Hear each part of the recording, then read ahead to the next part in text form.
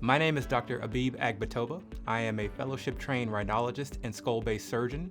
I practice in Houston, Texas. My practice primarily comprises of advanced chronic sinusitis patients, as well as patients with a variety of skull-based disorders. We will be presenting a case study of a 52-year-old male with a long history of chronic rhinosinusitis. The patient had undergone prior endoscopic sinus surgery procedures involving traditional endoscopic sinus surgery in the OR setting, as well as an in-office balloon sinuplasty procedure. Despite this, and multiple rounds of oral antibiotics, systemic steroids, saline rinses, and intranasal steroid sprays, he persisted to have symptoms of headaches, postnasal drainage, as well as loss of smell.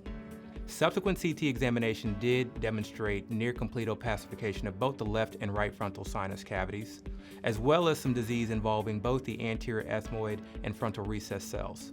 Nasal endoscopy demonstrated lateralization of bilateral middle turbinate remnants. This led to obstruction of the frontal recess. There was also noted to be bilateral mucopurulent drainage, crusting, and significant synechiae formation. Intraoperatively, the patient was noted to have significant narrowing and stenosis of the frontal recess. Again, there was noted to be mucopurulence and synechiae formation. Given his long history and propensity to scar down and close off, decision was made to perform an expanded Draft2B approach. With use of an endoscopic drill, the AP diameter of the frontal recess and frontal beak were widened. This allowed for an optimal frontal sinus and neofrontal sinus opening. After completion of the Draft2B frontal sinusotomy, traditionally I would have placed an intraoperative contour PROPEL stent in both the left and right neofrontal ostium. However, given our increased access to in-office use for the PROPEL device, my decision was to wait until the first or second postoperative visit, dependent on the degree of inflammation. My thought process behind in-office placement was to deploy the device in a setting of reduced inflammation, meaning less tissue edema, less crusting, less mucopurulence, and less bleeding. At the patient's second postoperative visit, the patient was known to have minimal edema, no synechiae formation, and minimal crusting. The contour PROPEL stents were found to be in excellent position. This was a very interesting case in light of the patient missing multiple postoperative visits secondary to both the COVID pandemic and the patient himself contracting COVID. I truly believe this was an unforeseen advantage. The 2-in-1 mechanism allowing for mechanical spacing and localized drug delivery, I believe may have prevented restenosis, synechiae formation, and the need for potential additional surgeries. At the patient's third postoperative visit, 1 month removed from the surgical date, the patient was noted to have very minimal tissue edema, no crusting, and again, no synechiae formation. There was no signs of any stenosis, and again, the contour PROPEL stents were found to be in excellent position with minimal adjacent crusting. At the patient's fourth postoperative visit, now 3 months removed from the surgical date, the neofrontal ostium bilaterally were found to be widely patent. No evidence of mucosal edema, synechiae formation, or evidence of restenosis. The contour PROPEL stents themselves have been degraded and/or debrided. Chronic sinusitis is a chronic inflammatory disorder.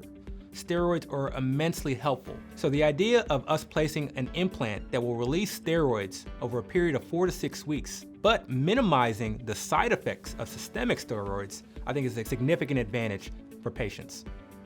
At this 3-month follow-up, the patient reported resolution of his sinus headaches, postnasal drainage, as well as his nasal congestion. For patients with chronic sinusitis, with true chronic rhinosinusitis, there are so many different variables in place. We all know it's a very heterogeneous disorder, and so trying to predict how one patient may heal versus another can be very, very difficult.